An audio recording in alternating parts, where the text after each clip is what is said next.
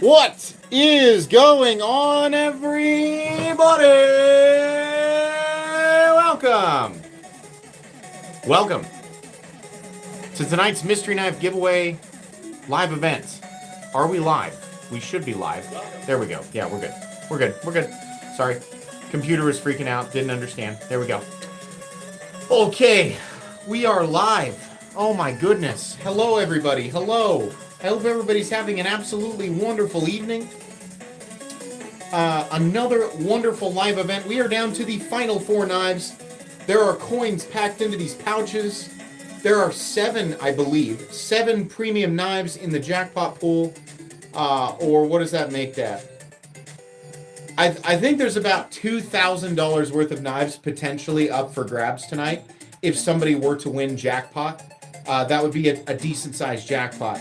Lots of people winning the spin, but nobody winning the jackpot. And every time somebody misses from the previous jackpot, we add another premium knife to the pool. We're up to 7, meaning there's a big win potentially on the table. But guaranteed wins for people who actually get the name drop. Sorry, I'm changing it to live chat. Sorry, I was distracted. I have some fun content planned for this weekend. We're in May. I'm gonna go ahead and call it the midpoint of the year. I have my top 10 favorite knives of 2026 so far. A lot of stuff on that list is very hard to get, but I had to be truthful. I didn't want to make it a big, opportunity to get people to click my affiliate links. I wanted to be truthful, and when I'm truthful, a lot of the stuff that's my favorite is really, really hard to get. So it should be a fun episode. It was a pretty long one. If you like to kick back and listen podcast style with the top 10, then it's that kind of upload. So how are all of you tonight? I hope everybody's doing great. This was a crazy week. It's going to be a little bit of a crazy weekend. I almost did not do the live stream tonight, but I thought, no. We do it. We do the live stream tonight. I didn't want to wait. Thanks for the memberships, Bradford Mitchell. Very, very kind of you. Bradford Mitchell, I think, has probably donated hundreds of memberships. He's my ¡1 membership donator, which is very, very cool. A huge percentage of my Metal Army is actually there because of him. He's recruited like 300 soldiers. He has his own little mini army. My General Bradford Mitchell.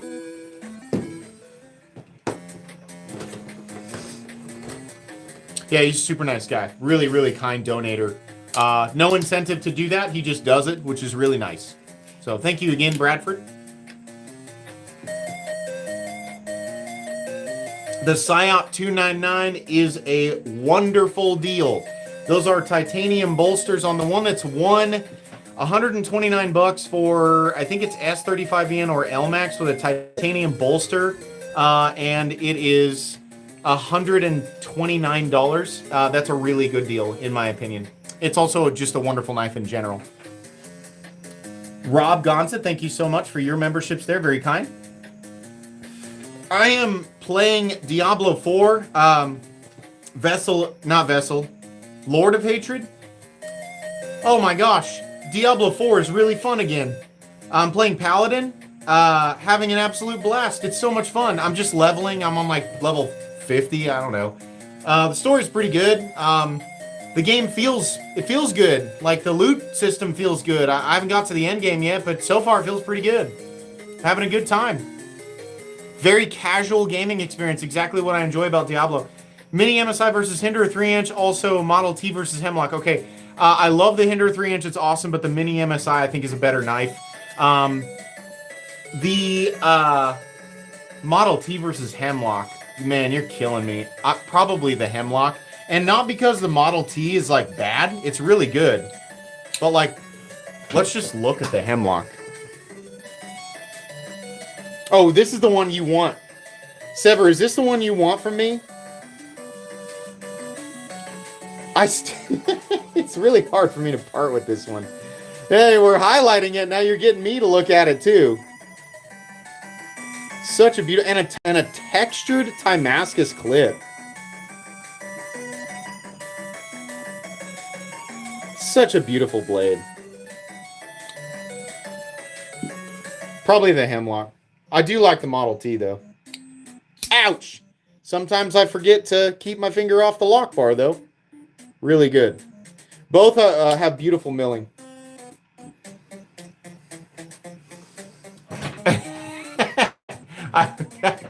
There's a lot of stuff that I forgot. Oh no, Summer! I forgot to make your. Oh, I forgot to make your freaking your shipping label today. Oh my god, I'll try. Listen, I'm on lone daddy duty this weekend.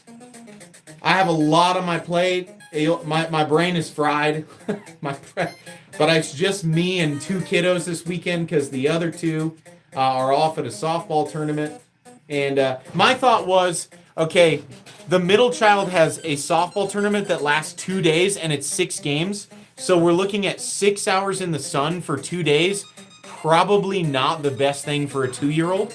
And we had no grandmas available for, to watch that long. Understandably, I'm not going to stick either grandma with that duty. So I was like, I think one of us needs to stay home.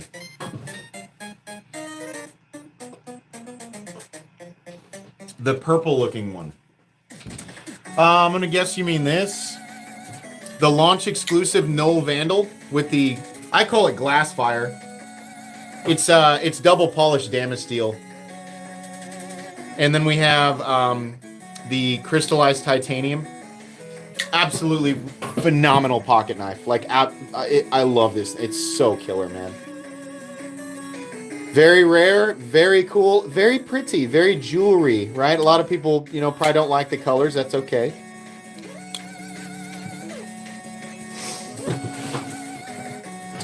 Very beautiful, very pretty knife.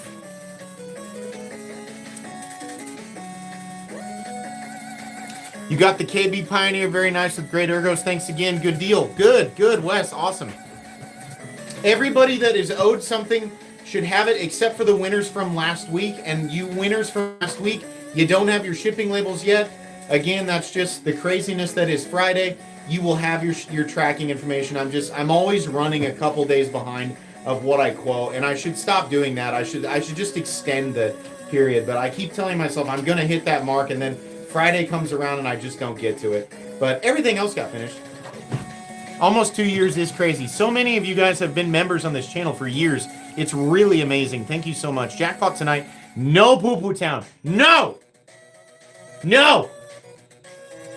I forbid it!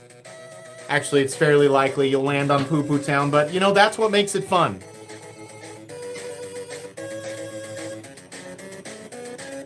Travis Merricks, what's up, man? He says, you're good, MC. You're giving away free knives. I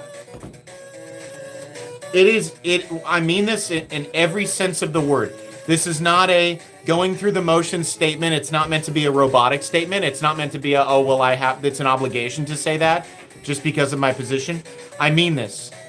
It is the very least that I can do to give knives back to you guys. Because these knives come here to me because of you.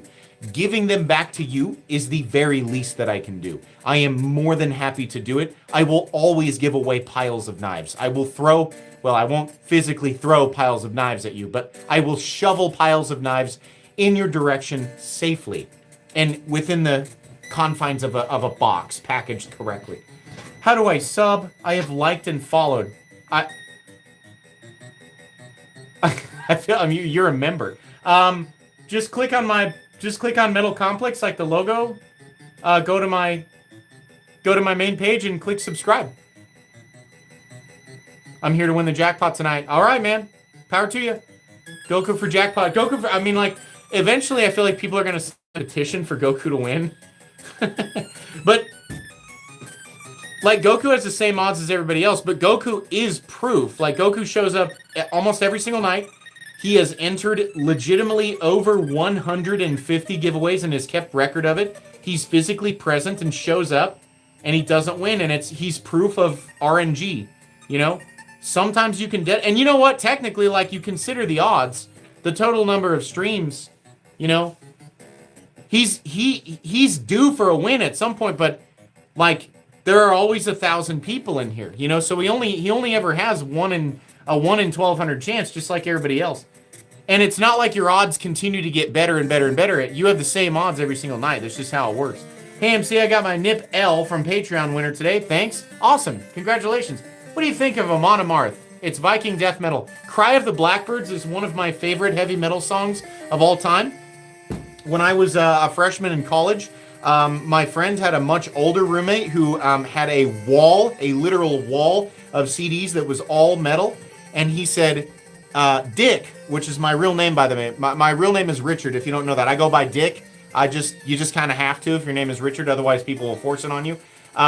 He said, you would love Amonamarth. I would suggest starting with Cry of the Blackbirds.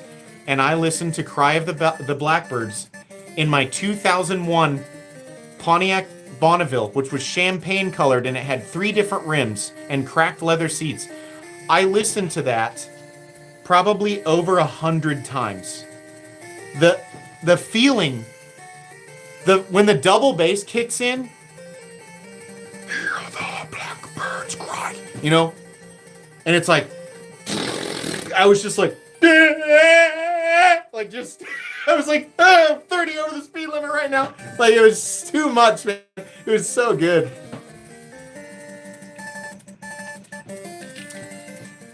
I bet it was insane. That's right. I drove, after I blew I drove a fairly cool car when I arrived at college my freshman year. My dad allowed me to sell my truck, give him the money, and he gave me his 1996 black GT Mustang, convertible, black top. Had that sweet 4.6 liter V8. I mean, you know, it was cool to me. It was like 240 horsepower. It was a V8 Mustang, 1996. Very cool, in great condition. And I said thank you by blowing the transmission after a year and a half, which he was not happy about, but that did happen. Probably could have changed the oil more often.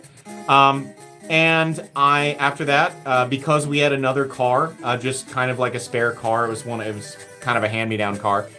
A 2001 Pontiac Bonneville, which was in good shape, but it was champagne colored, and had 3 different rims. And my dad was like, you are going to have to pay me for this car too. But, you know, change the oil, dude. So that's what I drove for a long time. And I learned to appreciate. I was like, hey, listen, it's a car. And because I was being rowdy and rambunctious in that Mustang and also not taking care of it, it was my fault. So I drove that car for many, many years. Many years. In fact, I drove that car all the way up to 2 years before I started this channel. 2 years. And then my wife and I, we bought a Toyota RAV4, and then she had a 2014 Hyundai Sonata. So I drove the Hyundai Sonata, and she drove the RAV when we had our first child. And the RAV was great, and I happily drove the Sonata. The Sonata was a massive upgrade to the Bonneville, but I learned to appreciate just having a car. It wasn't the greatest car in the world, but it was also plenty good enough for me. It was a good car, and it got me to work.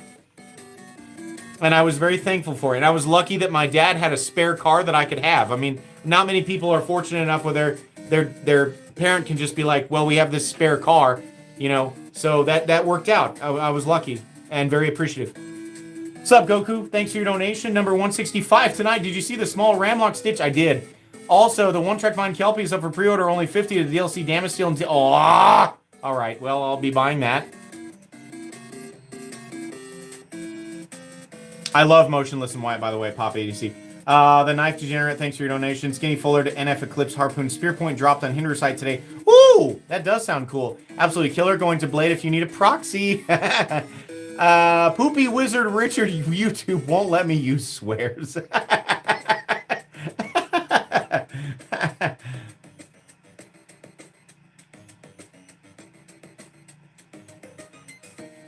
You like the new lift kit? I am on Cloud 9 right now, and if you follow me on Instagram, then you have seen. I want everybody to know this because I think that I think people think that I went to the dealership and wrote a check for a Denali Ultimate, and that is not what happened. I have envisioned my dream truck, and I've been saving and envisioning not for the entire truck, but for my down payment for 5 years. So I decided on a 3/4 ton, and I decided on the Denali Ultimate trim because that was, that's kind of, it culminated into this dream truck that I've been thinking about for a long time. And I saved and saved and saved, and I, paid off my Ram. Actually, I think I still owed like 6 on it, but I had tons of equity. And I traded it, and I got a good amount for it, and I saved for my down payment, and I financed this truck. I need you guys to know, I am not filthy YouTube rich. I don't know, some people I think that. That's not the status that I am. I still had to save, and I still had to finance, and I put a down payment and my equity on this vehicle as, from my perspective, a responsible person would do. So I didn't go write a check for this vehicle. I don't want people to think that that's what happened. But I did buy it with the intention of eventually putting a lift kit on it, which I did save for and budgeted for over a year now. My truck is a year old, and I purchased a BDS suspension, 6.5-inch lift. I upgraded the Fox to the Fox shocks. I did BDS because of their warranty and their reputation. Their lift is made in the United States, which I thought was really cool. And I also bought some 37-inch Toyo tires. I anticipated that this truck would be very large afterwards, but I was not ready. The guy called me and he said, "You got to come down here and look at this." The guy, Exhibit Customs actually is what their names are here in town. Did an amazing job, by the way. Absolutely incredible job.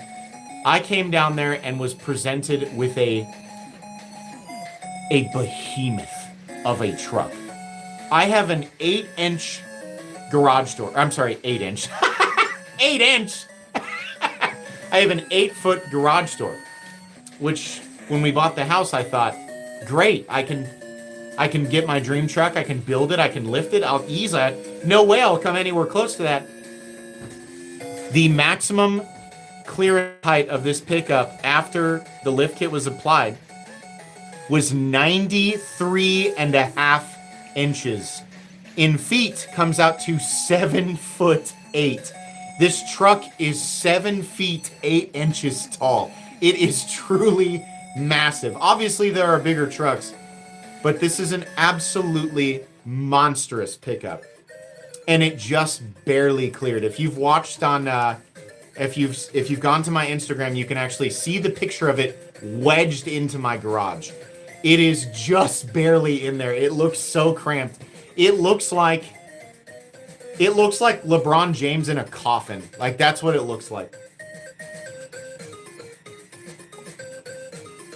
I do have the retractable drop down, and the first thing I did, because he was like, hop in and see what you think. And I was like, oh boy, and like an excited little schoolboy, I tried to climb in and forgot the step is much higher, and I immediately bashed my shin into the thing and tripped and fell like a loser. My first step into the truck, and I absolutely beefed it. I don't need a ladder to get in. I do need a ladder to clean the top of it. To clean the top and the hood, just to clean the hood, I need a step ladder, a little step stool.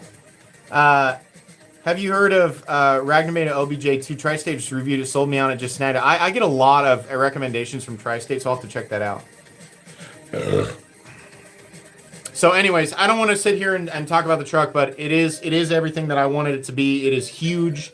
I didn't go ultra wide on the tires, so I'm not taking up like extra room in my lane. The tires peak out a little bit. They peak out maybe a couple inches, but not too much. I'm not obnoxiously wide. It's just very tall. You hate dudes who buy huge trucks just to drive to the grocery store?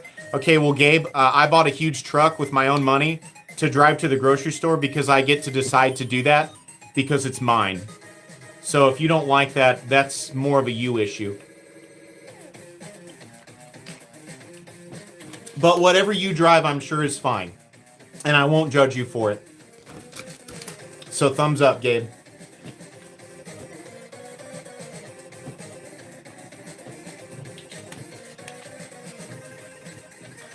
You can't ride you could probably ride a tricycle under it. Your truck is 13.6 feet. 13 feet?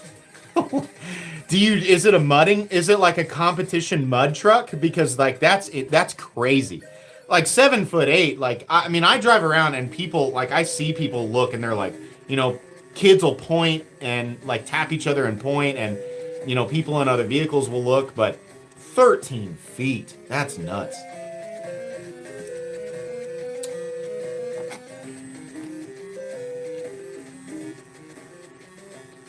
This Roy McDouglas is exactly right. Roy McDouglas is exactly right. It's not about what you drive, it's about how you drive it. Just be a good person on the road. I absolutely agree. It doesn't matter if you drive a race car or you drive a giant truck, just be respectful of other people.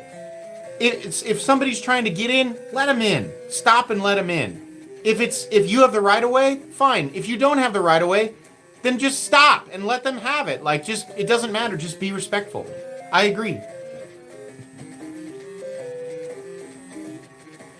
Yes, you can see the Nemesis. Let me change this awful song that sounds like somebody's grinding kazoos and razor blades in a blender. God. Okay. You want to see the valuable Nemesis? That's my crown jewel. That's the most valuable knife in my entire collection. Extremely rare, extremely valuable, extremely never going to be produced ever again. In different configurations maybe, but not in this configuration. This is actually micro diamond textured contoured zirconium for the frame. Almost dropped it there, got caught on my shirt. Textured zircotai and a chevron weave textured dagger ground blade in a folding knife. A very special, fully US made knife. Custom. The blade is absurd. It's been a showstopper in my collection for many years. I asked Brian about that one time and he goes, his reaction, as the guy who made it, he goes, oh yeah, that was a good one.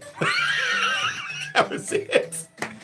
He's like, yeah, that was a good one. He was like, that thing sucked to make. But not much of a reaction. He doesn't talk much about how excellent, obviously, I think any good knife maker's like this. He'll never talk about how good he is. Ever.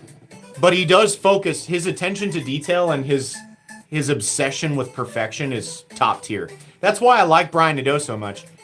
All of his, everything he makes is perfect. It is perfect.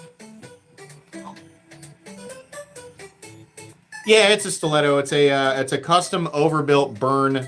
This is a 1/4 inch thick burn swing guard. That's a big boy. That's an 11 inch swing guard with a 1/4 inch blade stock of S90V. Pretty cool.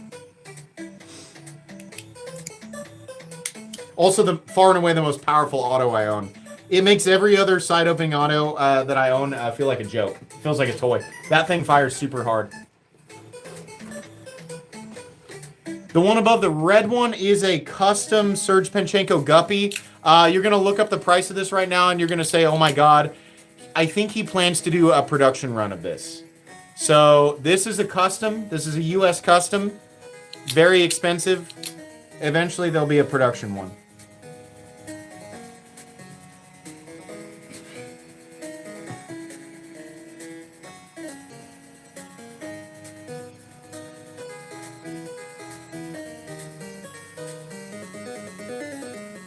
Show the red one. Well,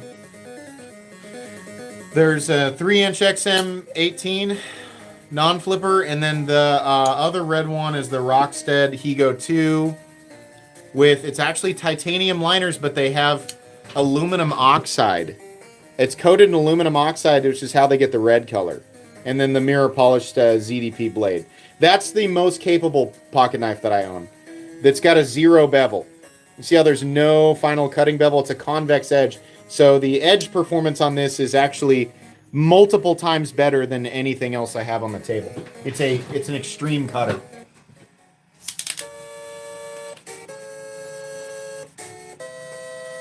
You're welcome. You're a USA custom fixed blade maker. Okay, cool. Let's... I'm just gonna go to your channel real quick.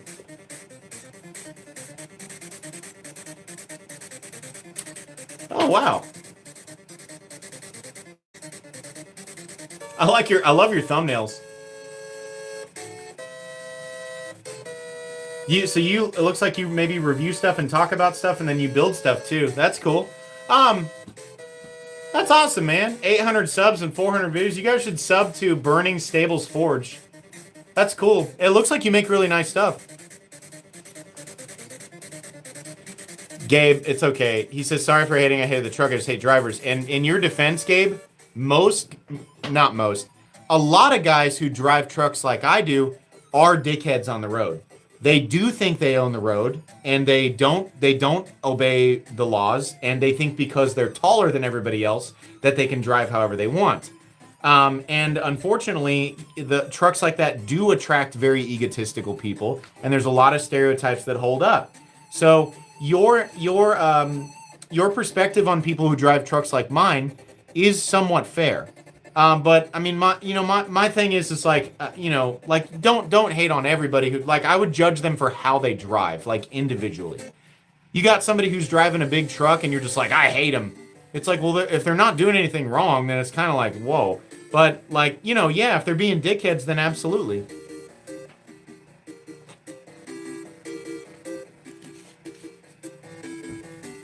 You're good, Gabe. It's all right. Do they make tie scales for the Hinder 3-inch? Yes, they do. Yes, they do. For a long time, DLT Trading had some, and I thought, gosh, I would buy one of these, but I don't own a 3-inch, And this is a loaner from DLT, so it's brand new, and it's got to go back. But I'll tell you what, if they ever did like a non-flipper slicer, I would buy that in a heartbeat.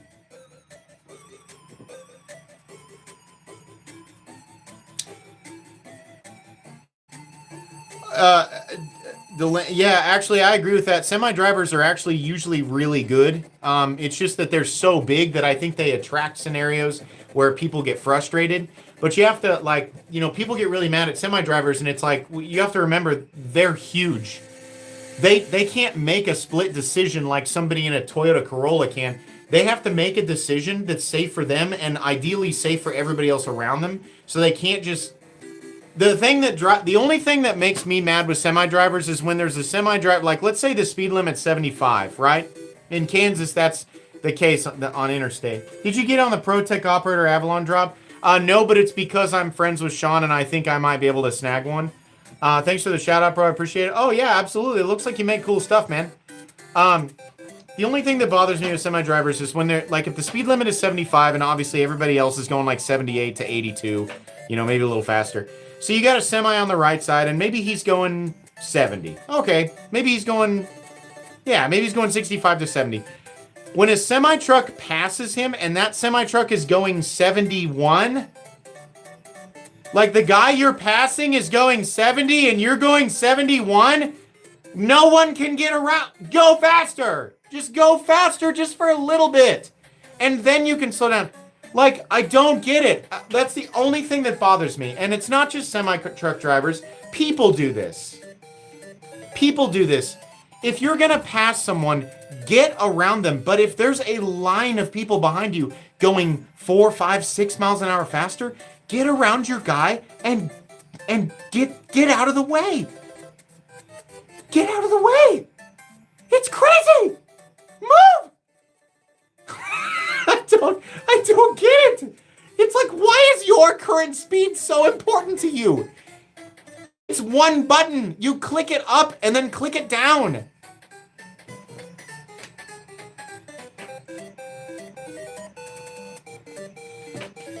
All right, Chucket's gonna give me some context here.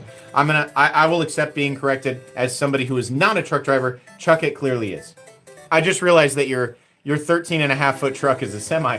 Our speed is limited most of the time. It's the slower truck's responsibility to slow down for a big to let us pass. Okay, this is good to know. So, Chucket has just given all of us some very, very good context on this situation. I'll return to this, Chucket, in just a moment. The companies govern the trucks. We can't go faster. Okay. All right. I got it. I got it. Burning Stables Forge is freaking awesome. So, the next time you get stuck behind two semis like this, when one's passing them very slowly, it's actually this guy that's supposed to slow down and chooses not to. So this guy's the dick. It's this guy. Big duty donkey ass trumpet man won't make this easier. So, okay, that makes sense to me, Chuckit. My apologies. I cannot imagine how difficult a job that must be and how dangerous a job that must be, not just for you, but for everybody else on the road. I understand that you're responsible for so many little tiny things that I can't even comprehend. So I don't want to complain when I don't really know. You know, I don't want to sit here and pretend to know. So thank you for the context.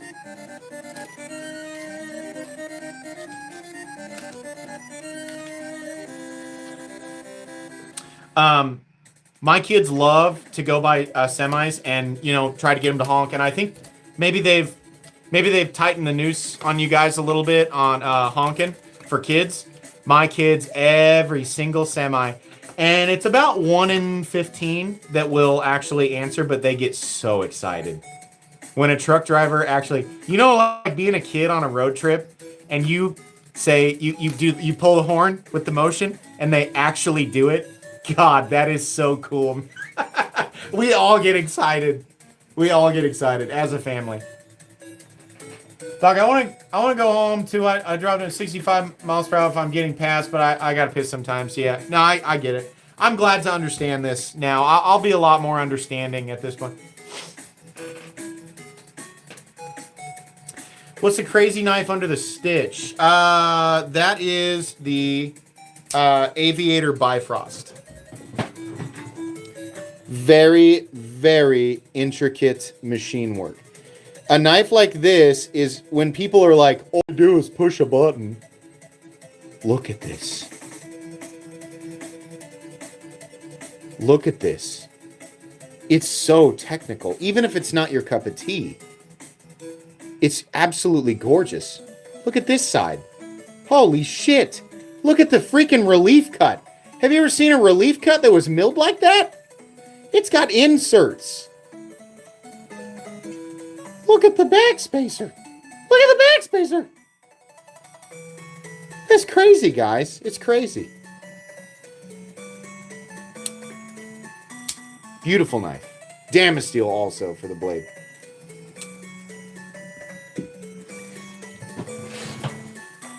Those can periodically be found on Polish custom knives. Yes, they are multiple thousands of dollars. I hate to ruin somebody's night. That's a multi-$1,000 pocket knife.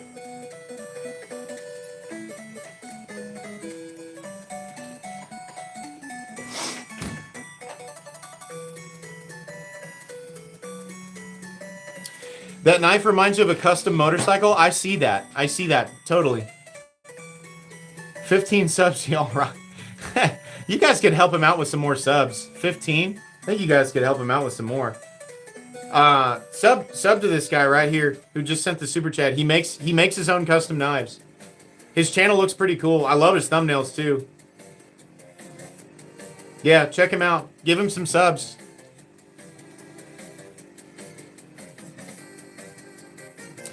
My favorite Rob Johnson's knife currently is the small cedar with the button-operated nested liner.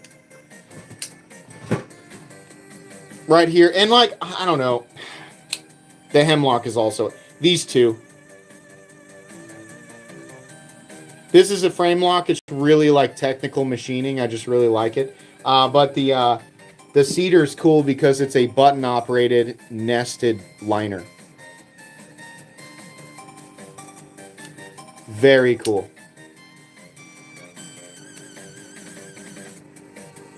I love that. So this texture pattern. Oh, look how beautiful. Micro diamonds. So pretty. Look at the button.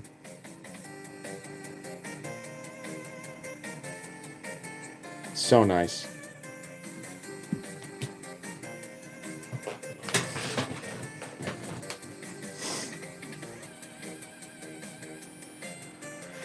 Oh boy. I got so many fun things to show you guys. Do I get monetized at 180 subs? You'll get there. You'll get there. It takes a long time. 4,000 hours or 1,000 subs just to make... You know, my first after you get monetized, you have to wait 3 months for your first, not check, but like for them to pay you, because they hold your earnings for 3 months, and then they pay you every month from that point forward, but you're getting paid for like every month, but like 3 months back. And so the first amount that I was paid by Google after getting 1,000 subs, after 4,000 hours of watch time and continuing at the same pace, the first amount that I got from Google was $22 in a month. It is not easy to make money on YouTube. Obviously now it's much different with 853,000 subscribers. But at 1,000 subs, you're still in it for the love of the game. You're not in it. You're not gonna be getting a payday at 1,000 subs. But the people who persist are the people who just do it because they love it. You know? Yeah, $22.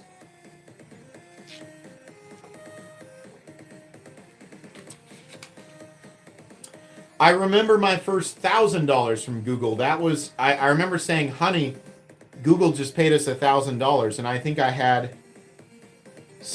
was 6,000 or 7,000 subs at that point. I think I made $1,000 on Google. That was it was like Christmas, right? They weren't all like that, but you don't start making, over $1,000 a month, like with consistent content, until you're between, I would say, 5,000 and 10,000 subscribers. And then if you're making consistent content and you're doing like affiliate stuff, then maybe, everybody's different. But YouTube was a side gig for me for a long time. I was selling cars, and then I was selling radio and digital ads, and and eventually we were getting 1,000, 1,200 from Google every month, and it worked. It was like I worked full time, and then I worked part time on YouTube, and that's just how we did it for a while. And then COVID happened, and then there was a check then there was a Google payment for like $3,500, and I was like, oh, well, maybe I can do YouTube. And I told my wife, and I said, Google just paid $3,400, and she was like, oh my God. And so I was like, well, I'll just see where this goes. So we just kept going, and here we are.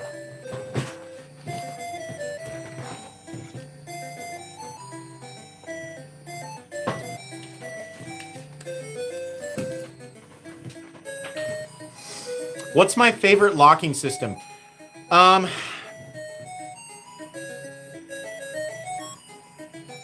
Probably the shark lock. Yeah, it's my favorite. I'm going to just spoil it. This is my favorite knife of 2026 so far. 8020 Triple X. But the shark lock on this guy is exceptionally fun. But the shark lock is cool because it's versatile, safe, easy to manipulate, and unbelievably durable. Not sure if you're into fixed blades much. I am. I actually own quite a few fixed blades. I would love to see a review the Gahagan Honey Badger made, sorry about that, in North Carolina. 80 CRV2. I love it. Okay. All right, cool. I'll check it out. I'll screenshot it.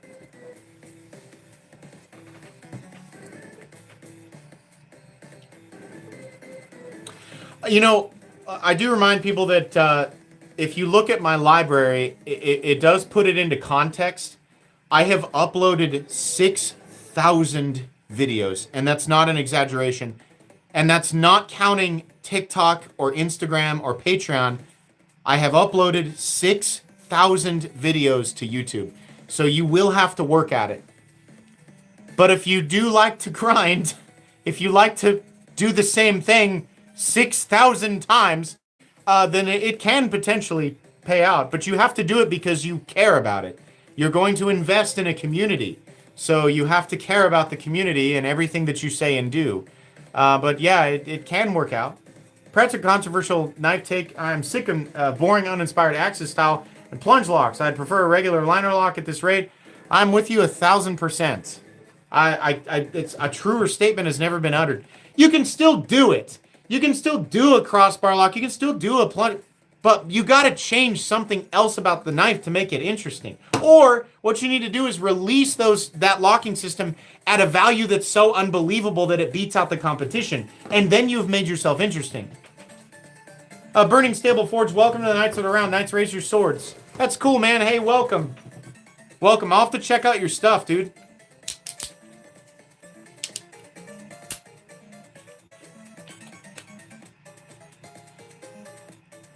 Coil spring crossbar locks should be the future. Coil spring operated because the crossbar locking system itself is actually very good, and I've said this a million times. The locking system is good, reliable, and strong. It's the Omega springs that are the problem. Switch out the Omega springs with a coil spring, which many companies have proven is very possible, and now you have a serious contender for 2026. We will see more of it.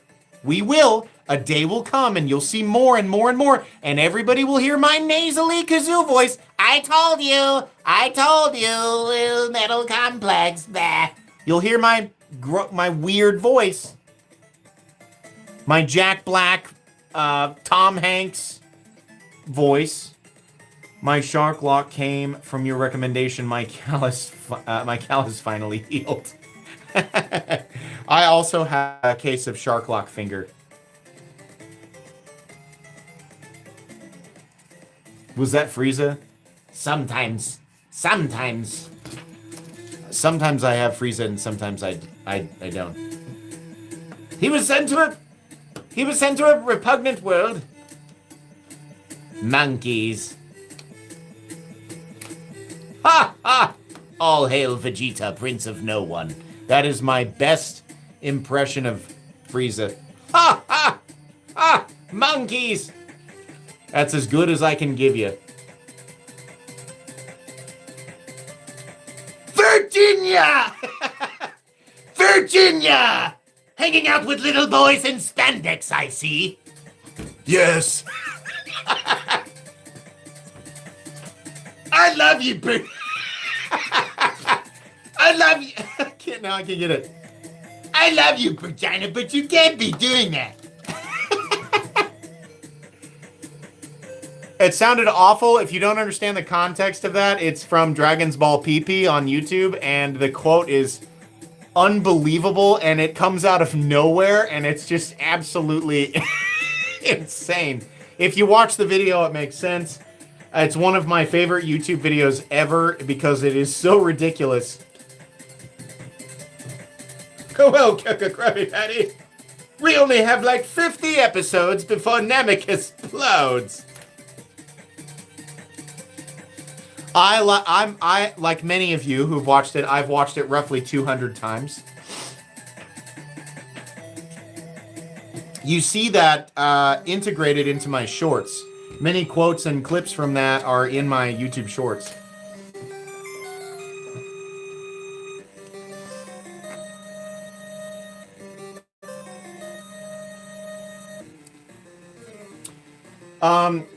That Barbra Streisand throwing video that I did, well, I was like, oh my gosh, I don't have a YouTube short plan for today. What should I do? And I was like, I'm just going to go out and like make a stupid joke, like a 360 no-scope joke, and I'm just going to like randomly say a celebrity's name. That video took me 10 seconds to make. 10 seconds. In one day, it got 90,000 views. It's currently sitting at 100 and something. And I was like, oh, okay, people like that. Okay, that's cool. I guess I'll do that. I guess I'll do more of that. The Shark Cub is my favorite EDC. It is also one of my favorites. I've watched all of Dragon Ball Abridged. I love it. I think it's great. I was a little disappointed in Sean Schemmel for being critical of it. I was like, come on, dude. The only douchey, like, I heard Sean Schemmel can be kind of a jerk in real life, and it's like, well, okay, like, people are probably assholes to him. You think people aren't jerks to Sean Schemmel?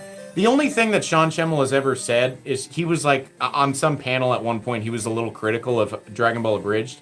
And I was like, come on, man. You are Goku. How about you just let people have some fun, you know? You want to see the custom stitch, okay? Let me make sure it is free of spittle.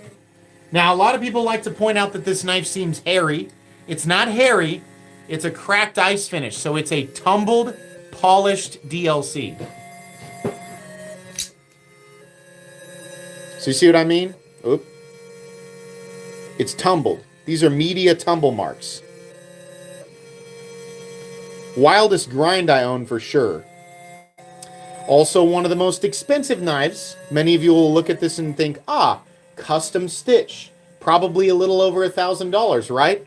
No. Unfortunately, this knife costs $6,300, which is outrageous and makes no sense. So naturally, I had to buy it. It's not worth that at all, but I did want it in my collection, and I'm not a huge Tony Marfione fan, and as far as like him as a person, but whatever, he's doing his own thing.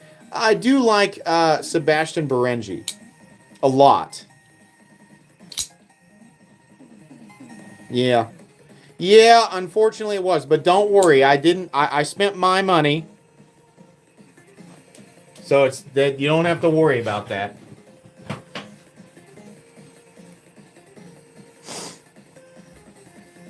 Yeah.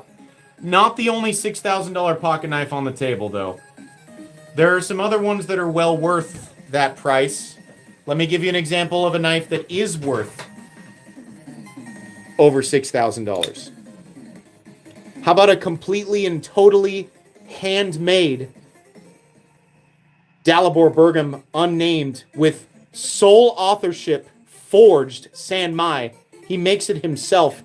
And sole authorship Daltanium as an integral, which he also makes himself. This is a $6,000 pocket knife.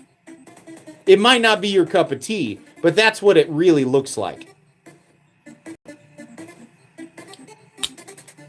If you're going to pay that much for a custom, look at Dalibor. Dalibor will do you right.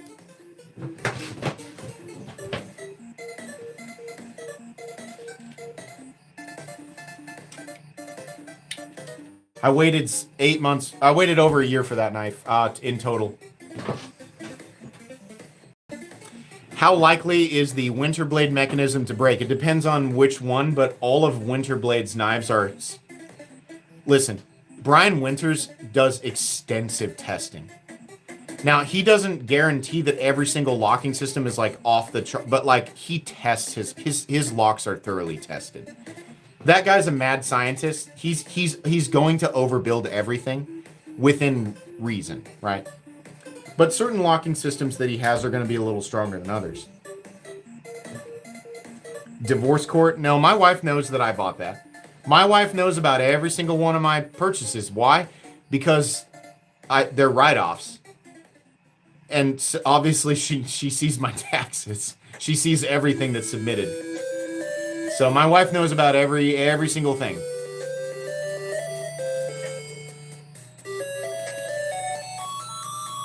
She's very supportive. Remember, my wife bought me this one. Bought me my first arch nemesis. Okay? So before you think that I keep secrets from my wife, just consider maybe she's supportive.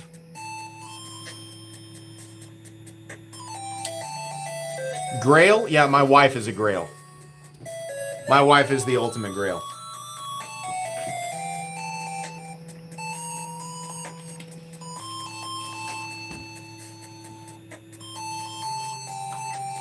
Love and hate Deja Vu. As a kid, so intrigued by Deja Vu. No context. You know, like I didn't understand what was happening. I was so confused. Played it. Put hours, hundreds of hours into Deja Vu. So frustrating. You found an alligator in the sewers. What should you do? And I was like, well, punch it, obviously. Sometimes it worked. Sometimes you got eaten, and that was game over. That's the kind of game it is. I remember as a kid, I was like, I've been playing this game for 3 hours. I punched an alligator, and I'm dead. Now I gotta start over.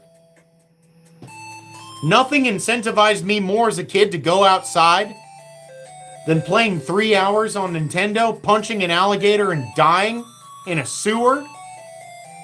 I was like, I'm gonna go dig a hole or climb a tree. I'm not doing this anymore.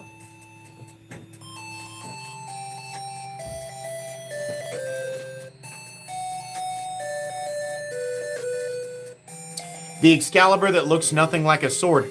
That's because the name Excalibur is symbolic. It has nothing to do with a sword. It's because in the Arthurian legend or whatever that was, the sword was there for him to pull. It was his. It was made for him. Just like the Excalibur was intentionally designed to be my ideal pocket knife. I would symbolically pull Excalibur from the stone to have my ultimate blade. That's the idea. Hello to Lives on Friday. Perfect match for drinks. I'm glad that you guys enjoy that. Retax versus Snafu versus Hemlock. I'm sorry, and Hemlock versus $800 Herman. Well, it's hard because the Retax and Snafu are very designy, and I like them for their designs and their aesthetics. I think the Hemlock and the Herman make better users. But if I had to only keep one, well, it's gonna be the Snafu. And I think you'll understand. If I had to only keep one, I'm keeping the Snafu. That's mirror polished black DLC. And it's an integral. And it's M398. And it's heat treated properly. And it's got magma carbon fiber. I mean, come on now. Come on now. That's a hell of a knife. And they only made 10 of these.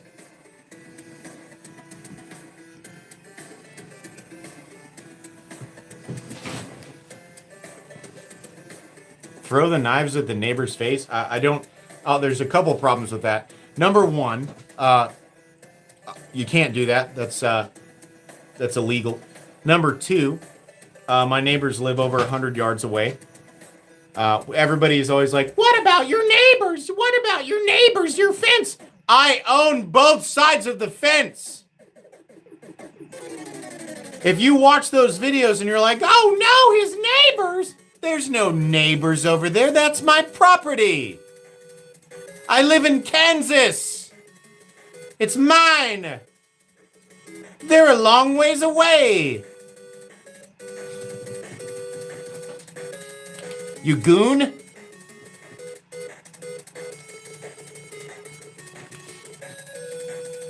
I cannot throw a knife 100 yards. I have never tried, but I don't feel like that's very safe. Kansas is not that destitute. Go to Western Kansas. Go to Western Kansas and go to the edge of any town and you'll go, oh, okay, there's a field there. I see. Oh, there's fields everywhere. Oh, it turns out Western Kansas is mostly fields. I can drive 5 minutes in any direction. I live on the edge of town. That's where it is. Kansas does suck to drive. You ever drive through Kansas, you'll go, oh, okay, I see. Get west of Salina and prepare for nothingness.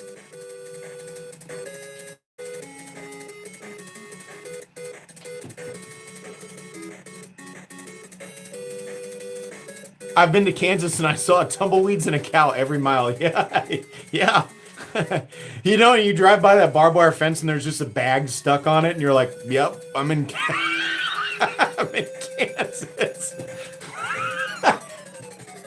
Yeah, both sides. My property extends beyond my fence a little bit.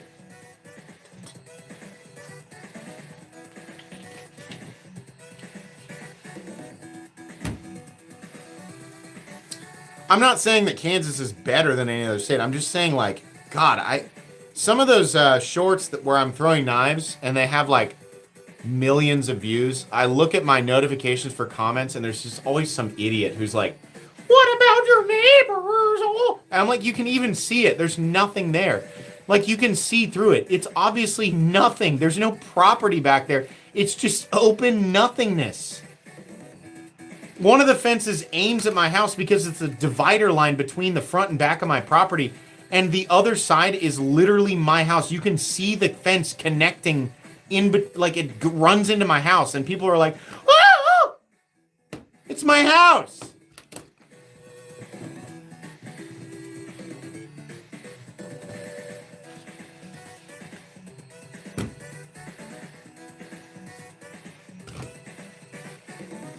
I mean, I get it though. Most people you know, it's side to side. Most people share a fence.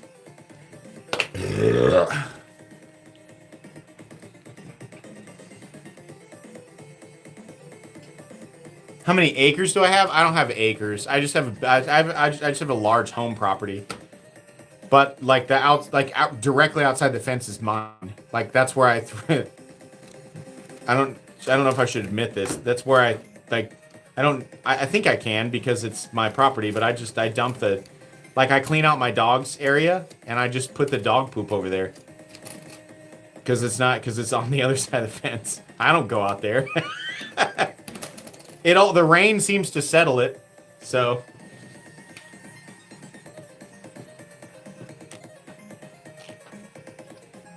I mean, some places have rules about that. You know, like you're not supposed to like pile up grass clippings or whatever, but like I definitely toss the dog poop out there. I'm not gonna leave the dog poop in the dog area. Like they poop there, but they're like, hey, somebody's got to deal with this. Like we don't have toilets, so you got to get rid of it. You can't just leave it there.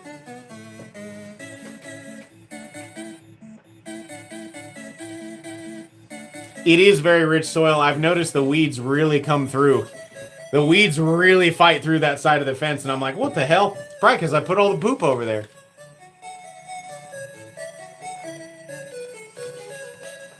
Hey, I am too fast for you. Thanks for your donation there. What would be the knife you know you overpaid the most, but went ahead and bought without having second thoughts or regrets? I can answer this. We've already talked about this, but I'll answer it again because it's the stitch. The Marfione custom stitch that was designed by Borka is absolutely far and away the #1 most overpaid purchase. Like I knew full well that I was spending way too much, but I knew I had to own one, and it was Scott's fault because Scott sent me a custom stitch, and I was like, oh my god, it's a manual stitch, which didn't exist at the time in production form. It was only in custom form, and I was like, well, it's now or never. They're just gonna go up. So I just did it. Full DLC, frag texturing, and I was like, well, I'm gonna do it, and I don't regret it. But I will tell my audience, don't do that. Don't buy something like that unless you have the budget for it and you love it. If you have the means to acquire it and you are super passionate about owning it, then sure. But it's not a reasonable purchase. It's not a purchase that most people should make. Marfione customs are always going to be too much, guys. They're not. There are so many other custom knife makers that are worth the money. You know, 2, 3, 4, 5, 10,000. Like if you're gonna spend 10,000 on a knife, it better be like a multi-$100 project from a well-known prestigious maker. I mean, you're paying purely for craftsmanship. Giving away one of my handmade knives at 1,000 subs. He's actually pretty close. Hold on a second. Yeah, hey, Burning Stables Forge, I can do that for you. We got 800 people in here. It's 9:30. I felt the same way with the Anthony Marfione MSI Mini, and I would all over again. I agree. So here's what I'm going to do. Burning Stables, we are going to get you to 1,000 subs tonight. We're just going to. So I'm going to replace my pinned comment with yours. Oh, I felt this. Oh, I already read that one. So, if you look at the bottom of chat, I have replaced my my pinned comment with a link. And if you click on that link, it goes to Burning Stables Forge. Clayton Gibson is the owner and operator of the channel. He has 835 subscribers and he has 407 videos, which clearly shows that he's dedicated. He also makes his own knives, and it looks like he makes some fun content.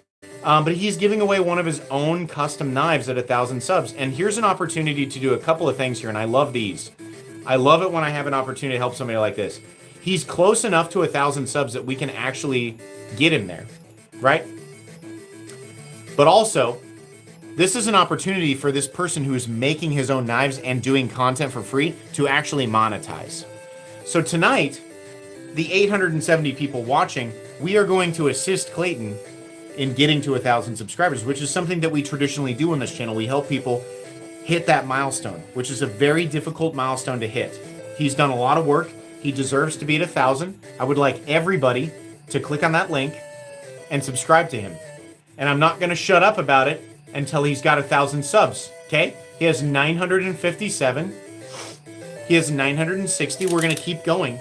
We're going to help this person get there. And then you guys have another opportunity to win another knife. And Clayton gets a well-deserved 1,000 subscribers, and he can monetize. The dude's been working for free, guys. Click at the link at the bottom. He's 993. 993. Just click on that link and get him there. All right? We got him to 1,000. Look at that. Congratulations, Clayton. 1,000 subs. Now make sure you guys pay attention. I would ask those of you who have subbed, quickly go through and like a couple of his videos, leave a little comment, let the algorithm know that you are interested. It's a good way to boost him, getting to 1,000 quickly, and then also engaging just for a moment with his. You're playing the system here, but it's a good thing to do for these people. Like a couple of his videos, go through and like leave a little comment and say, hey, nice to be here. Do that for him. Just subbing is one thing, but actually going through and doing all the little things for the algorithm, that's a big deal. It'll tell the algorithm that, hey, people are paying attention. They'll show his content to more people. He'll get more traffic. And then when it comes time for him to do the giveaway, you guys have another giveaway to get into. So, very cool. Congrats, man. I'm going to put my Patreon link back up there. Thanks, guys, for doing that. We've done this a couple of times. Not a couple. We've done this quite a bit, actually. This is one of the things that I don't want to. I'm trying to think of how to word this because I'm patting myself on the back. We, not I, we as a community have made multiple channels able to monetize, which I think is pretty cool. That's something that this community does specifically during live streams, and I think that's awesome. And your guys' willingness to participate in that is extremely cool. This is a community-driven thing. It is completely, it is to the benefit of a content creator, which in turn is to the benefit of the community. So it's a win for everybody. You guys are awesome for doing that. Thank you. Burning Stables Forge deserves it. I talk to him daily, and he's very passionate about what he does. MC, you're the best. Well, you're the best, and so is he. Thank you, guys. That's really cool for you to do that. Very cool.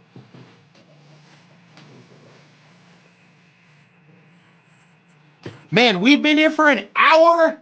It's 9:36. This is crazy. We've been here for an hour. I can't believe it. Time freaking flies when we do these live streams. Giveaways are coming, don't worry. Taylor probably busy. Had a bad timing with my first message. LOL, all good. Can you show the FTT up close? Still one of my favorites.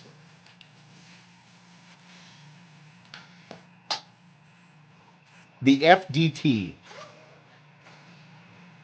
I'm blanking. Help me out. What does he want to see? Oh my God, guys, I'm overwhelmed.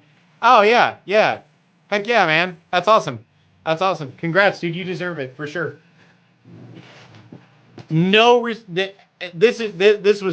was just people saying thumbs up, doing a good job. No reciprocation required. Keep doing exactly what you're doing, and that's gift enough for me. And gift enough for everybody else. So congratulations. What does he mean by FDT? I'm blanking. It's probably obvious.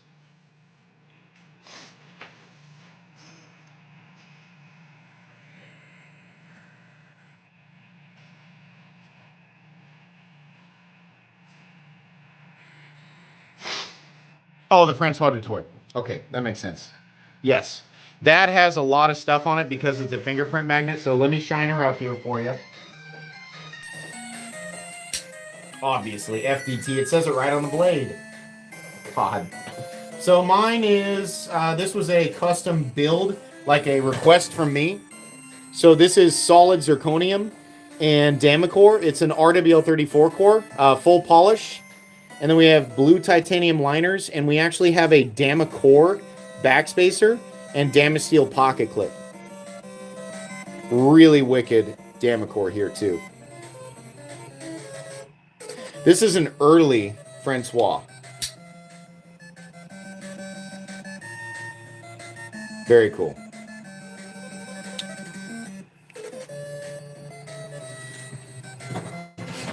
You like that? It's heavy. It's zirconium, but I told him, he said, are you sure? He said, it's going to be really heavy, and I said, let's do it. Give me that contoured zirconium.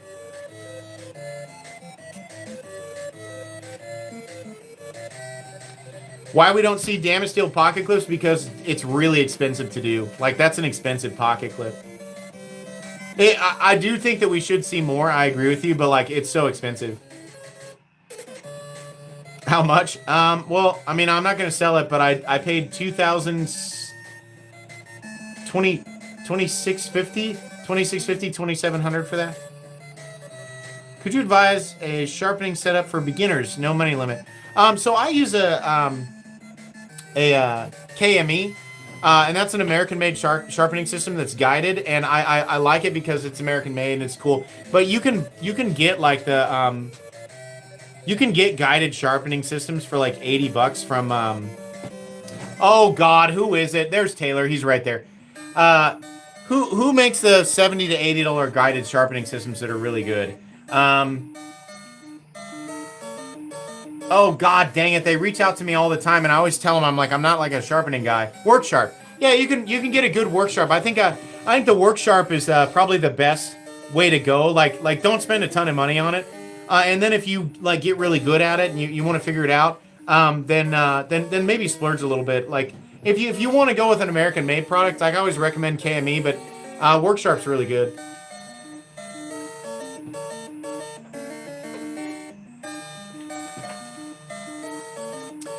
The Wicked Edge, if you want to go crazy, those Wicked Edge with the doubles, oh, those, I want one of those double ones, man. What are those? $600, $700, $800? Woo!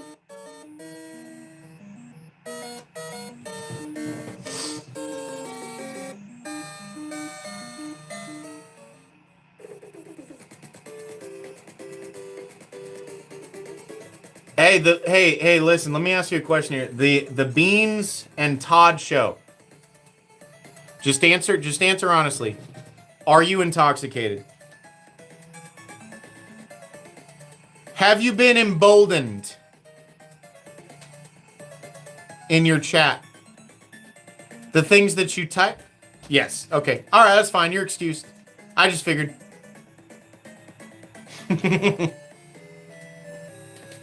You seem emboldened. You seem fortified. It's fine. I know what that feels like. It's all right.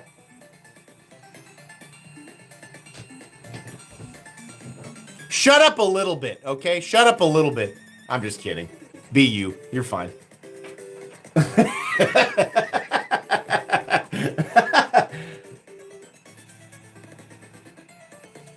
Any fixed blades? You guys want to see some cool fixed blades? I'll show you some of my cooler fixed blades. 1, 2. I will show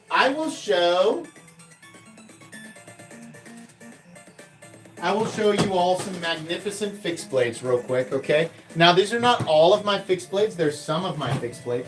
I'll show 4 of them, and then we'll do the giveaways, okay? Just to prove that I'm a fixed blade guy. Now, this is that one Max Ace, and it's so new that I forget the name of it. But this is a beauty. Oh, yes, it is a San Mai Beauty in ZDP 189 with a zirconium guard there. And then we have, of course, the Mokame Gane and carbon fiber. Yes, cool ninja thing. Very nice, very special. We also have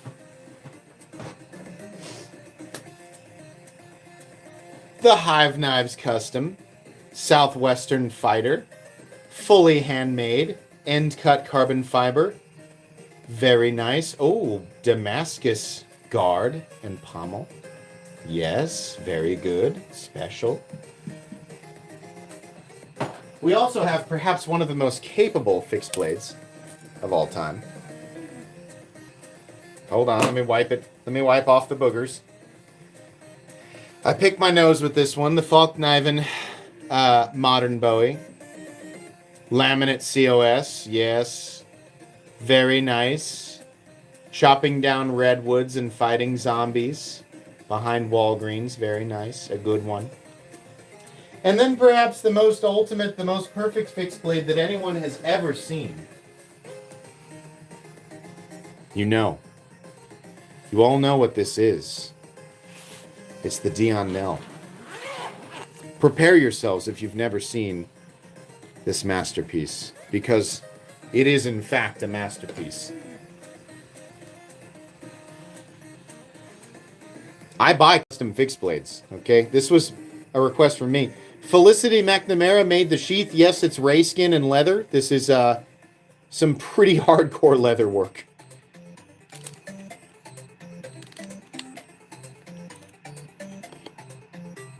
My God. Look at this beautiful fixed blade. Look at this. Look at it. It has some fingerprints on it. Don't let that distract you. It is actually perfect.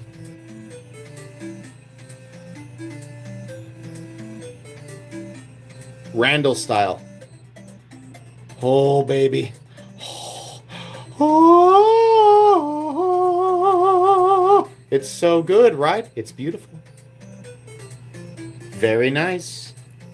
Now watch this. I'm going to put it back in the sheath. Oh. Oh, that's good. Oh, that's good. Look at that fitment. Look at that fitment, guys. It's crazy. Ray skin button snap thing. Ah, right there. It's nice though, right? I mean, I know I'm being weird, but it's nice. I know, it's awesome. I told him, I said, make it awesome, and he did.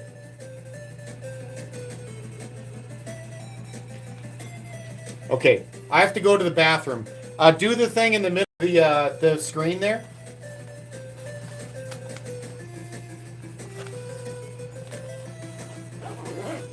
I know you're all weirdos, and that's why I like you guys. That's why I feel comfortable making jokes like this. But, you know how satisfying it is for a knife to fit in a sheath like that? Like, they really had to collaborate perfectly. Obviously, like, she must have got the knife and, like, fitted it. And, you know, like, Ryan did his own leather work, and I think his sheath is really nice, too. He's like, working on his leather stuff, but I think his sheath is awesome, too. This doesn't have a sheath. Well, actually, no, it does. I think, yeah, this has the snakeskin. I forgot about this. So this guy's got like a snakeskin sheath. That's a nice fit too. That's a nice fit.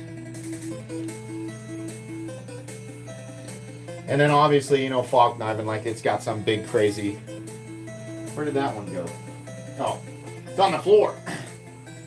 This big old crazy thick thing. All of these have really nice fitted sheaths. Super nice. Okay, I have to go pee-pee. I'll be right back, okay? Enter.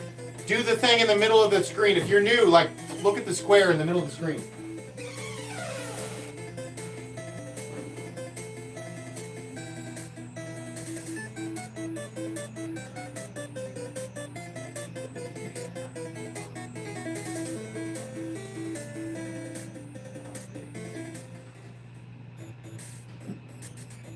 There's also a stack of games in your face.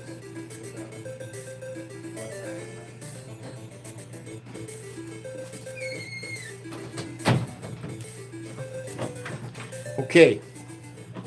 Yeah, there's 1,100 people or so in here, so here we go. Oh, let me check them for coins.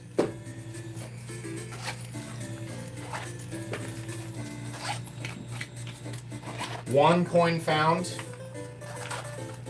2 coins. There's 2 coins in here.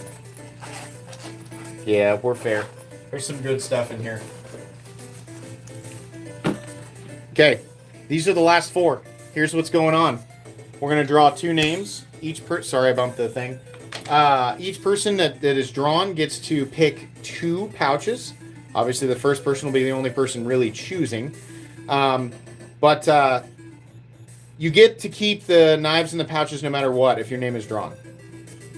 Okay? If you get a coin, you get an extra spin. On the wheel is 1 slot that says jackpot. If you hit jackpot, you win all 4 plus 7 premium knives. Did I wash my hands? Yes. Thanks for your donation.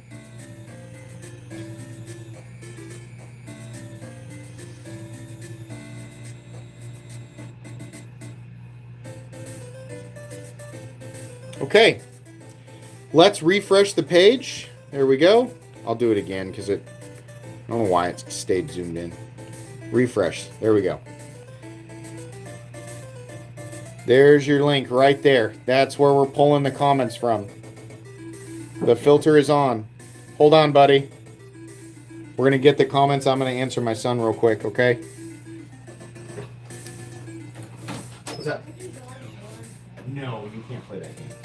No, that's an adult game.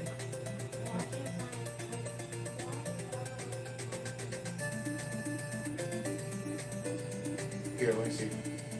That's it. That's it right there. Yeah. Yep. See how it says there's 3? It says 3 in there? Yeah, put that disc in. He asked if he could play God of War Ragnarok. He was digging through my PlayStation games. He's like, can I play this? And I said, no. No.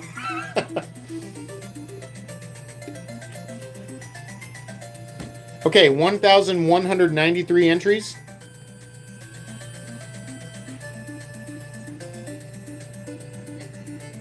The first winner is Leonidas QS9RC. See, I won again, so it's not rigged. Did he seriously? Is this a double winner? It's just his entry comment is just killing me. Oh, man. Well, Leonidas, you did it. Are you here? I haven't seen him yet. Slow, guys, calm down. I gotta find him. Let me find him, please.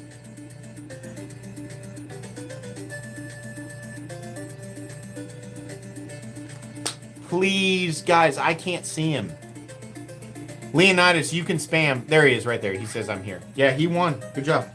I think I do remember his name.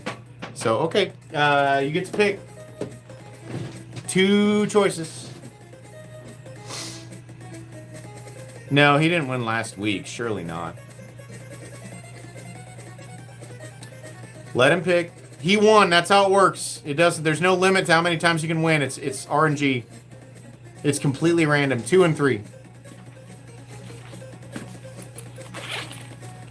Ah, you got the Real Steel G10 Integral that I just reviewed. This is actually in that new steel. Or wait, is it just Nitro V? Maybe it is just Nitro V. Okay, no, maybe I'm... Or wait, does it say Nitro X7? No, it just says Nitro V. Okay, so Nitro V. This is cool, though. G10 Integral. Very cool. The other knife, slightly heavier. And a coin. Oh, and... the Kaiser Drop Bearer Ultra, whatever, with the top liner lock. Very cool. Is that the one that's in... That might be the titanium one. That's a nice knife. Look at that. It's either S35VN or M390. I can't remember. These are yours, and you have a spin. You're not keeping the coin, but I'll give you the spin.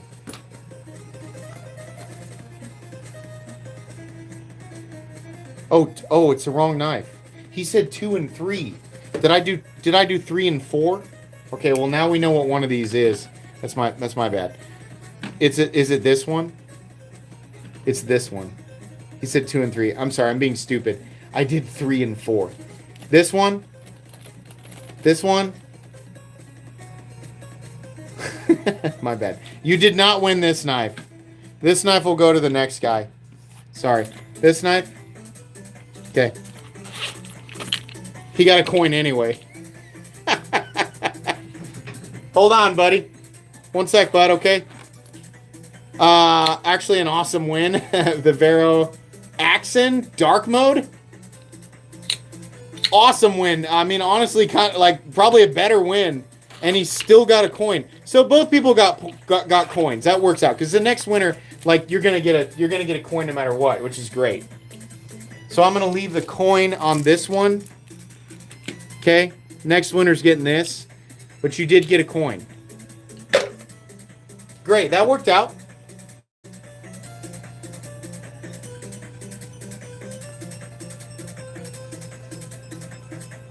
Okay. Leonidas, was it? That's right, yeah. Here's the wheel, bud. I'm waiting for Leonidas to say go. Everybody else, try to be quiet for me, okay? I know you guys want to chat. Just hold on here, okay? Go.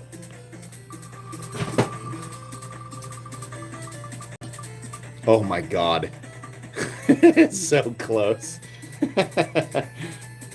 No jackpot, but you got some awesome knives. I'm going to refresh that so it goes again. There we go. So, these are yours. These two here. Congratulations. Please email me at metalcomplex87@gmail.com with your first and last name, your shipping information, and the two knives you won. The Real Steel and the Vero. Do not freak out if I don't email you back until Friday or even Monday of the following week. It's normal. I'm just behind. I'm just one guy. But make sure your first and last name, your shipping information, and the knives you want are all in the email. A lot of people forget to include their name, which is normal. Okay. Let's scroll to the top. Come on now.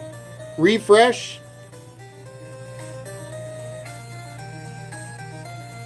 Oops. There's your link, still there. Same thing. Filter's still on. I'm resetting this just to make it fair for everybody. I don't need to, I just feel like I kind of goofed up. So we're getting the comments again for late entries.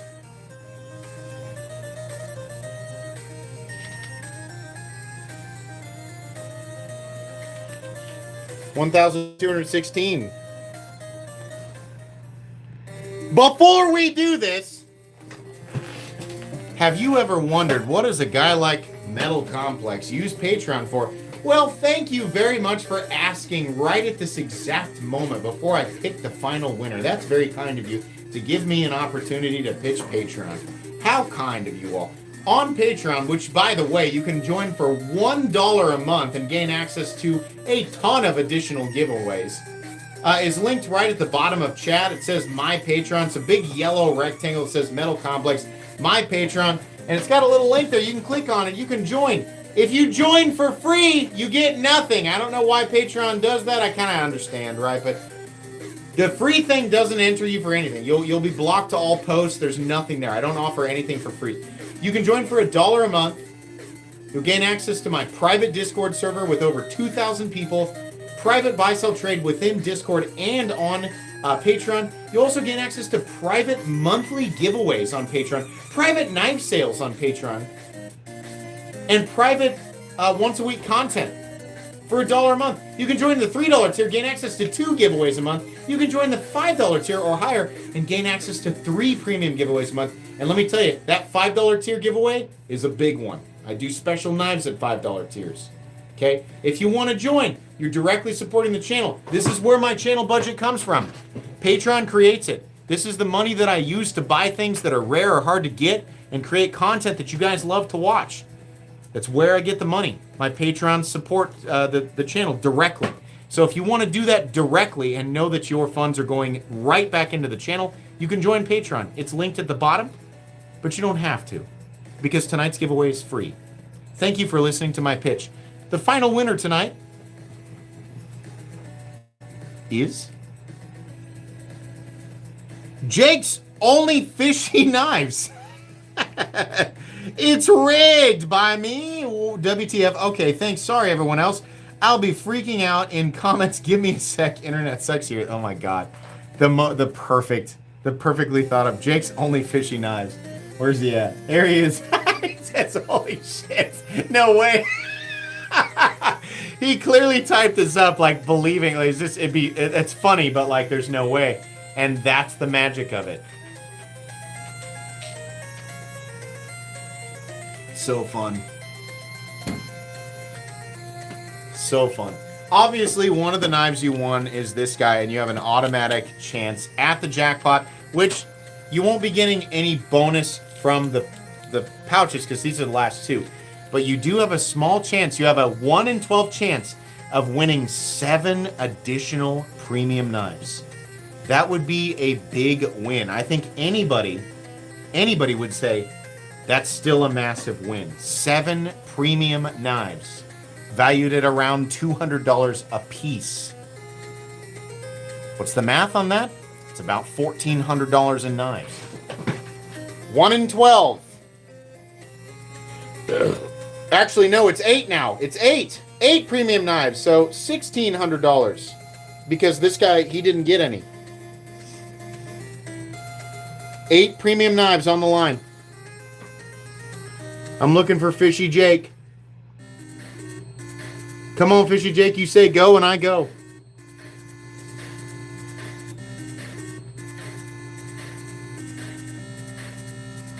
Spin it. He said, yo, DJ, spin it. Get to spaghetti. No, it's going to be Poo-Poo Town again. It's okay. It's okay. A blue Poo-Poo Town is okay because you know what? You're still a winner. And I forgot to draw your other knife. Oh, what a good one. What a good one to end on, too. 154 cm and titanium. That is the Porcupine Slim button-operated top liner lock. So look at that. 2 good ones there. 2 good ones. Hey, even though there's no jackpot, which, by the way, the pool's up to 9 now. And yes, that does roll over into the next group, which means I think we are now at the biggest jackpot pool ever. The very next live stream will be 20 new pouches and 9 in the pool. That's going to be like everything I have. That's going to be huge. I'm actually going to have to go through and see what I have, and we're going to have to do it. We might have to do a forced jackpot. Anyways, congrats, Jake. The 2 on the left are yours. Please make sure to follow me on Instagram at metal_complex. If you enjoyed this video, leave a like. If you'd like to check out my other content, I do, of course, I'm just kidding. Please email me at metalcomplex87@gmail.com. No, I guarantee all of your brains turned off when I started doing that. Everybody's brain turned off and nobody even caught that I was doing the outro. Everybody's like, yeah, he says this. Email me at metalcomplex87@gmail.com with your first and last name, your shipping information, and the exact 2 knives you won. Don't freak out if I don't email you back until Friday of next week. You're good. Just get me that info, and I will get you your shipping information. Again, I'm sorry, your tracking info. Again, to the winners from last week's live stream, I know you guys are like, where's my tracking info? Don't worry, it's coming. I'm just behind. I'm sorry. Everyone always gets their knives. Everyone. You will never find a post online. You'll never find a Reddit complainer. Metal Complex owes me knives. He doesn't, because he always ships. Metal Complex delivers. Yes, he does. If you win a knife, you're gonna get it. I will ship it. I'll even pay for shipping. Hold on. What's up, buddy? Exactly. Yeah. Please update to the latest version with the new to the push X. Push X again.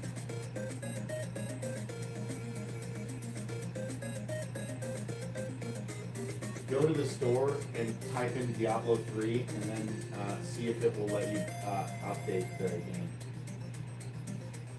I realize a lot of you guys are saying, well, hold on a second. You just told him he couldn't play God of War Ragnarok, but you're going to let him play Diablo 3. I think we can all agree that despite the fact that Diablo 3 is violent, it is a significantly more cartoony game, and it is not really that offensive. He's 10. He's about to be 11. I don't think Diablo 3 is that bad. I wouldn't let him play God of War Ragnarok for obvious reasons, but Diablo 3 is, I think, pretty tame. Pretty cartoony. I don't know. You guys, you can tell me if... I just don't think it's that bad. Diablo 3 is very tame. I don't think I'd let him play Diablo 4. It's a little gritty.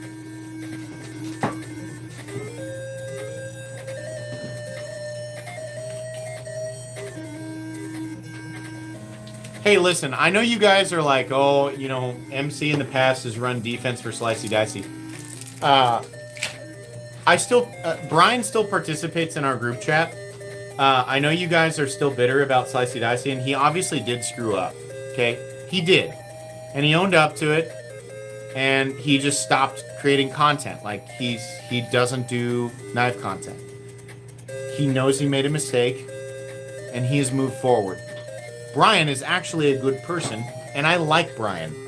And he also has admitted to us in chat that he recognizes that he has made a mistake, and he still pays for it every day. So if you feel like you still want to hold him accountable for that and be bitter, that's your choice. It's reasonable, it's fine. But I just want to say publicly, I'm still friends with Brian.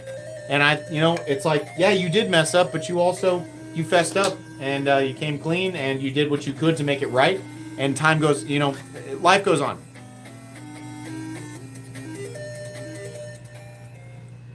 Read the chats, they're not cheap. That's my fault. My bad. Sorry. My bad about that. Everyone, thank you so much. Hey, buddy, give me 1 second here. I'm almost done, okay? Just wait a sec. I promise we'll play. Thank you so much for tonight. Thank you. Congratulations. And I missed some other super chats, and I'm really sorry about that. You're right. That's my fault. It's my fault for not reading them. I got distracted. Sorry about that. Who is he and what did he do? So Brian, Slicey Dicey actually was a pretty prominent content creator in the knife space. And it's a little muddied, but like he worked for a knife magazine for a bit. He was creating content, and he was also taking donations and money from people to help like start his own thing. And he was also selling or giving away knives on his channel. And a lot of the money that was both donated and sent for like super chats during lives where he was giving away knives, the giveaway knives were never given away. And the money that was sent to him to help develop his own thing also didn't go anywhere. So basically a lot of people like gave money, whether it was like, participating in live streams with the idea that there was a chance to get a knife, or they were like donating directly to help him with his project. The money just went to him. And I think it was a few $1,000s. It was enough to where it was like, okay, this is a problem. Obviously, even if it's $100, like that's a big deal. But people called him out on it, and he said the money's gone. And he made an apology video. You can go to Slicey Dicey's website or his channel, and you can see the apology video. It's still up. And he said, I screwed up. And people were really hard on him, and they said it doesn't excuse anything. And he had recently had a child, and people were coming down on him saying that doesn't excuse you. And people will have very severe thoughts in one direction, and I think other people might be more apologetic. You can think whatever you want. I'm not here to change your mind. But he did own up to it. And he did try to pay at least some of that money back. I don't know exactly the outcome of that. I don't know what happened with it, but he no longer makes knife content. He has moved on with his life.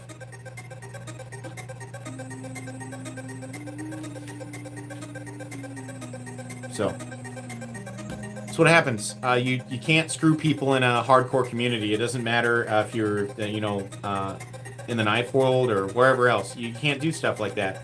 But instead of it would have been very easy for him to completely slink away into the darkness and just never say anything again, which many people do. He didn't, and in my opinion, he did his best to right the wrongs, and he's just living his life now. So, but in reality, Brian is a good person, and he does he does regret all of that to this day. So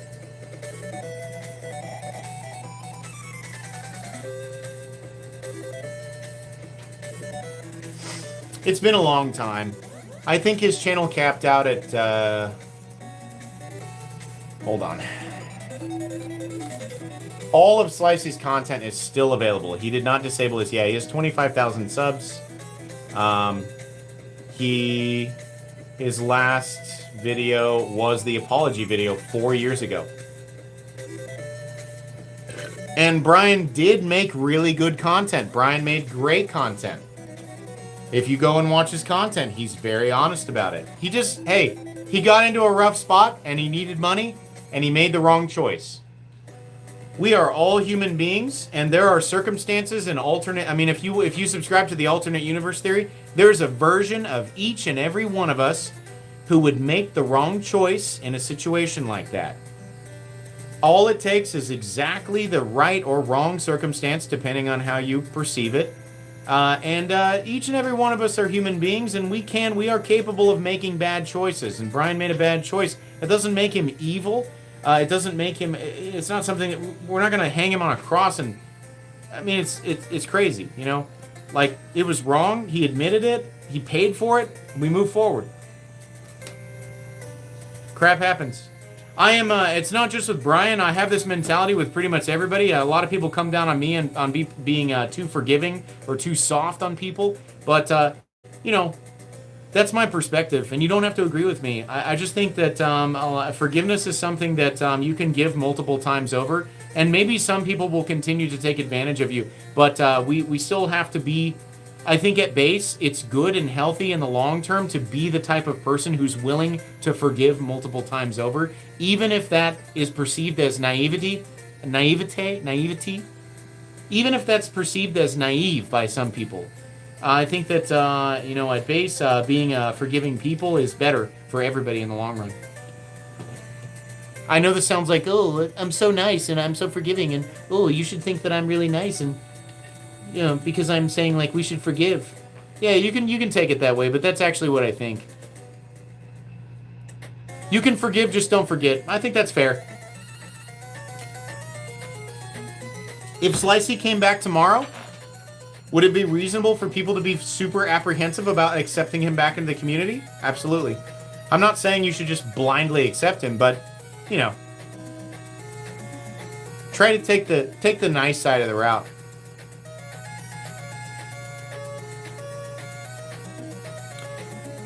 Slicey did not give me a sword, did he? I gave Slicey a sword. Did he give me a sword? Maybe he did. I can't remember. I gave him a sword.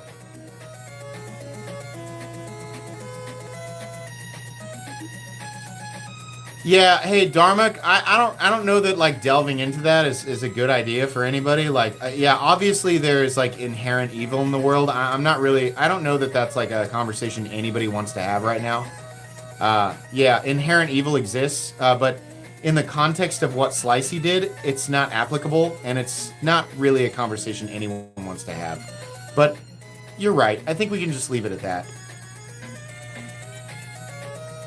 Every single person in here has made mistakes.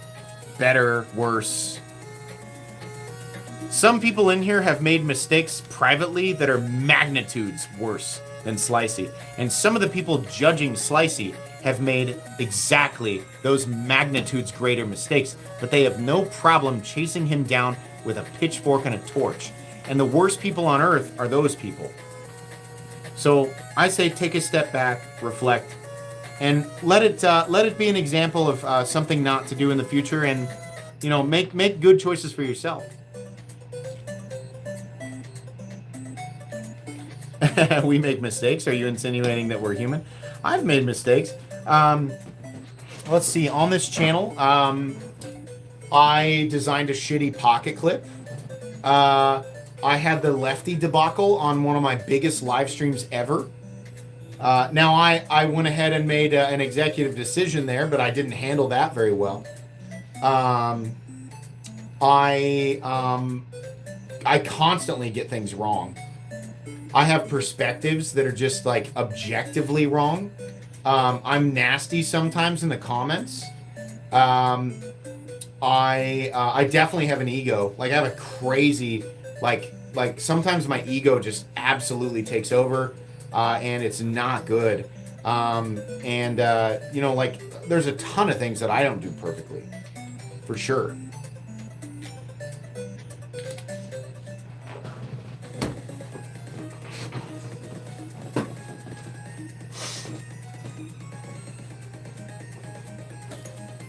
I think there's a lot of people who really hate that I have a large platform and don't get political.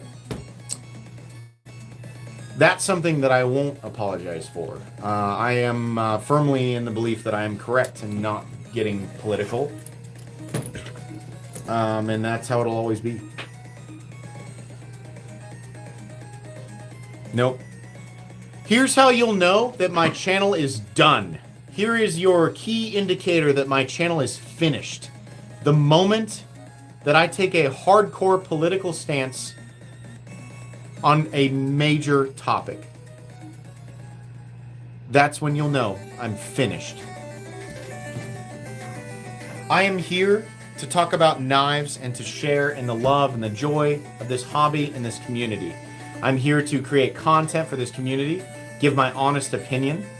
It is my job and I make money from it, but I am here to, as a benefit from my perspective to the community. And that's my job and I'll stick to it.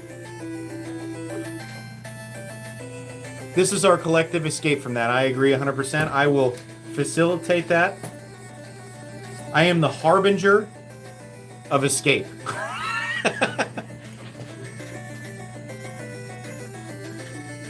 I will say things that make you guys mad sometimes.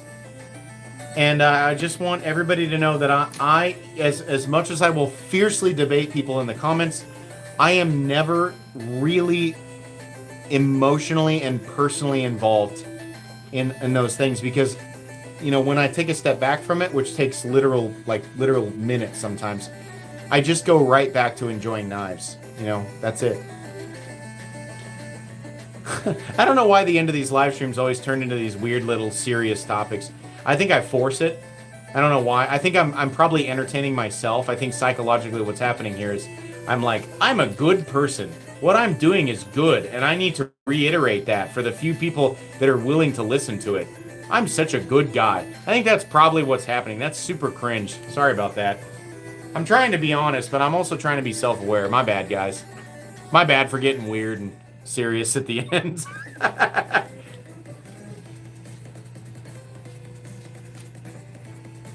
Side effect of getting old. Yeah. If I do decide one day to get hyper political and take like a firm stance on something, I will do you all a favor and I will just shut down and I will not make it public. I'll just do it by myself. I won't subject all of you to it. I won't make this big grand like gesture on social media. I'll just do it by myself. I'll just shut the fuck up about it the way that everybody else should. Just do it on your own. I mean, like, either way, you're subjecting some audience of people to it, but I'll take my own stance privately. And if people hate me for that, then whatever. But that's what I'll do. I won't subject everybody to it. I very much doubt that'll ever happen. Thanks as always, MC. If you ever get a chance, stop by Flaming Gorilla to check out some unique custom scales. Cheers. Okay, cool. Yeah, for sure. Congratulations, man. Thanks for being here.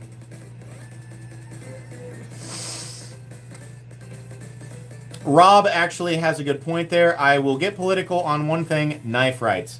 Every single person in the community should absolutely be on board with that. There is no reason to not get political with that. That is completely and totally okay. Doug Ritter is a savior for our community, and 100% is doing only good things for us. So yes, Rob is correct.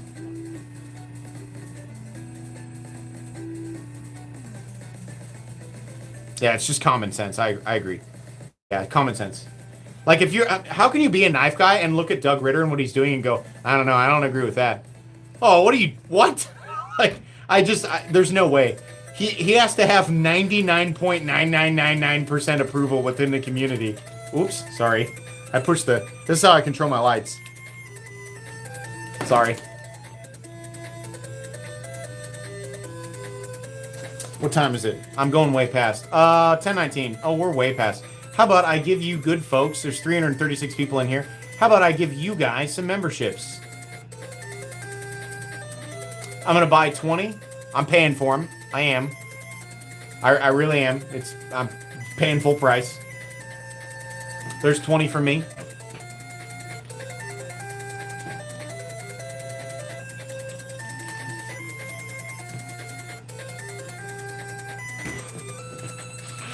There you go. Wow, you guys donated $250 tonight. Thank you. That's awesome. Awesome. Amazing. That's not counting memberships. You guys were really nice with donations. I try to not prompt donations or give incentive for donations, so the fact that you guys just do that is super cool. Thank you.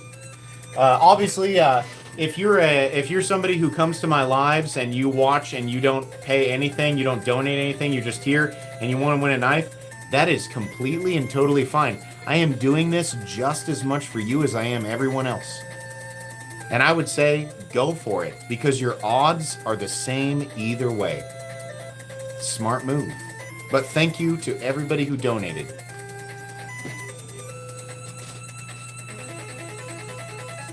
You hung up with us not long enough. I'll go play video games with my son.